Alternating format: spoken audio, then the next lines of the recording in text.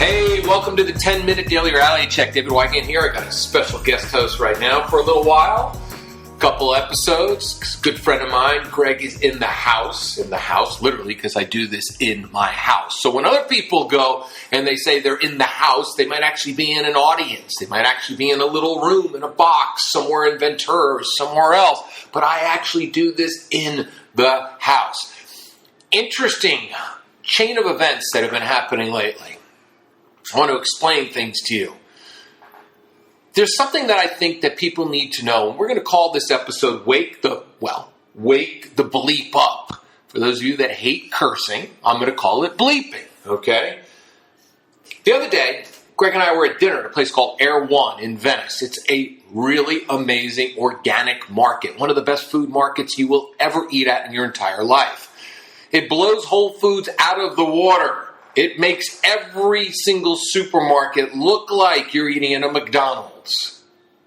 And there was this girl standing there at the register.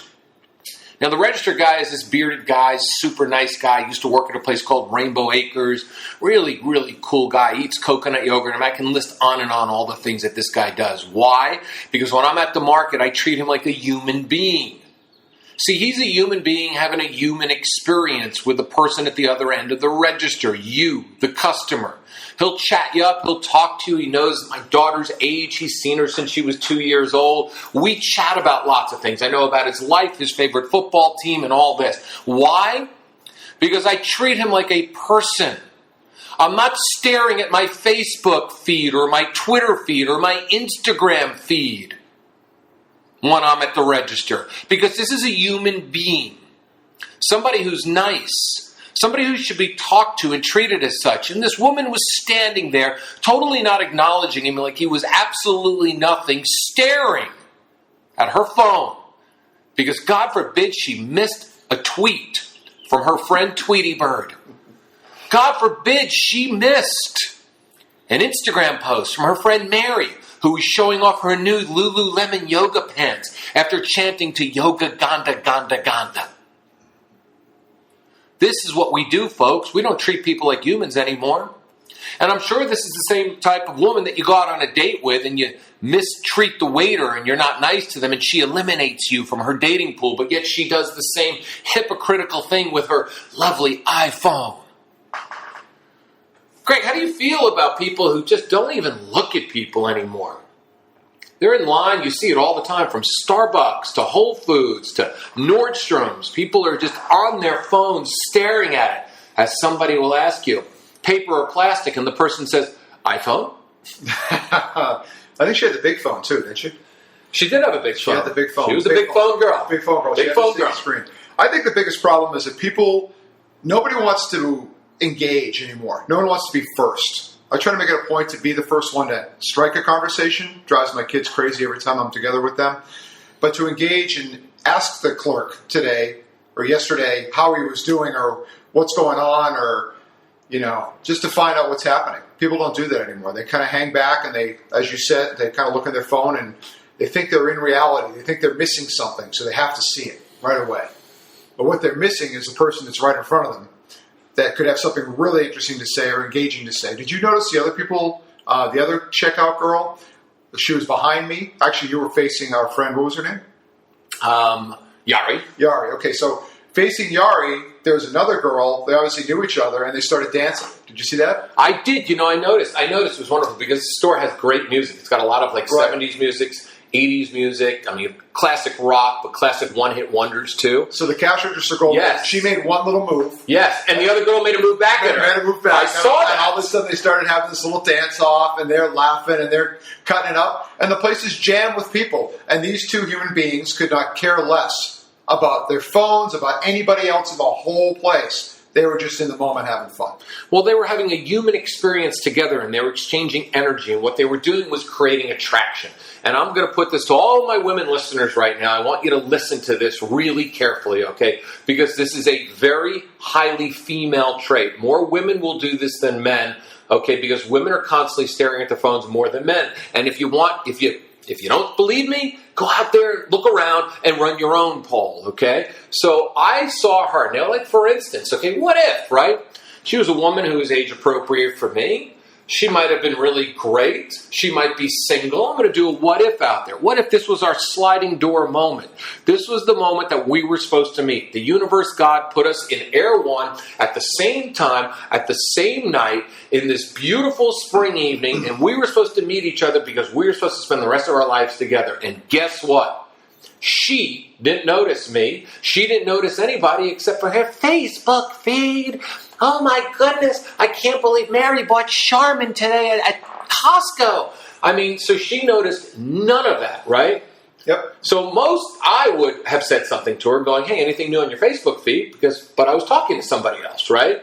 So she didn't notice it. So what if there was another guy there that she was supposed to be with, and this guy is not as socially active as I am, right? And he's not going to break through her Facebook feed. And that was the one moment that the universe put the two of them together, because if you read the book, The Celestine Prophecy, this is what it's all about. And I truly believe, and I've lived my life this way, we were all in the same place at the same time because we're meant to meet certain people. So our phones have interrupted that because people don't want to wake the fuck up to opportunities that are being presented. So she went home that night, she continued to read her Facebook feed, maybe she logged online and she checked out something on Amazon, and then she went to bed. Lonelier than she was the day before, because we could have started our romance. And that's the what if moment I want to throw out there to all of you. What if you put your fucking phone down for a day and saw the opportunities that the universe was presenting you on a daily basis? What could happen to them, Greg?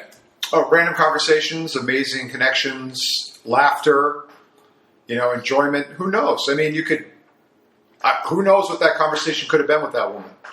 Maybe she was just felt sad, lonely. She decided she wanted to look at her phone because she wanted that endorphin rush of seeing somebody else's happiness, seeing somebody else doing something that she thought maybe she could do, give her pleasure. Who knows?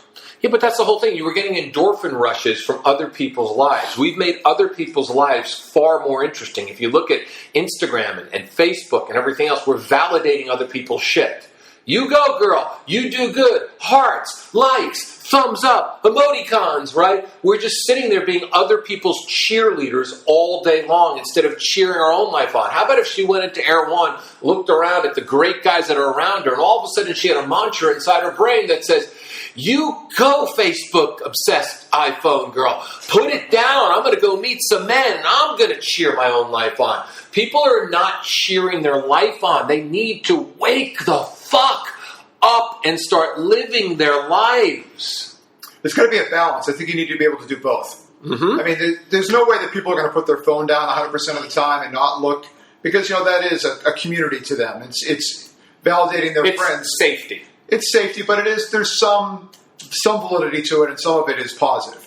But I agree with you that the problem is it's so far skewed towards 90% phone, 10% reality of waking up, that people need to start skewing back towards it. Like maybe when she went into the supermarket, I mean, really, did she need to look at her phone? No. At the register? It's habit now. Was that extremely rude? Yes. I mean, was it rude? Yes. I mean, how would you feel if you're there checking out, and how many times a day does that guy, who you know personally, the clerk, probably 75 times a day. How many days does he sit there and people are like, in their phone, and while he's trying to give them, put their stuff in the bag and get their credit card?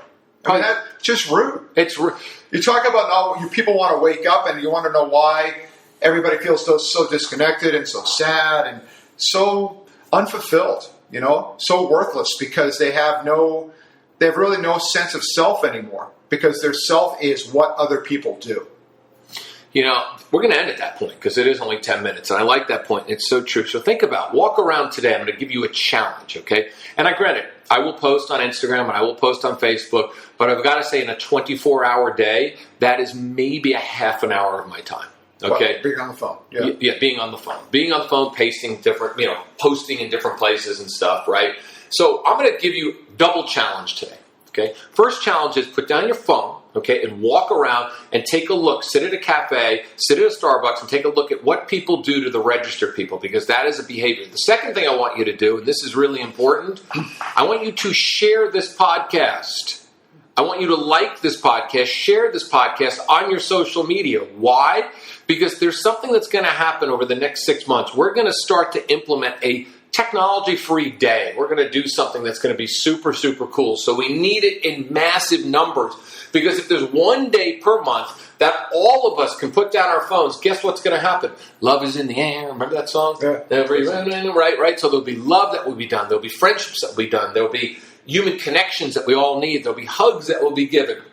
There will be kids that will be so excited because their parents are not staring at the phone anymore. So please share this podcast. It's really important. We'll be back tomorrow with Greg. This is the 10-Minute Daily Reality Check. Greg, do you know the tagline?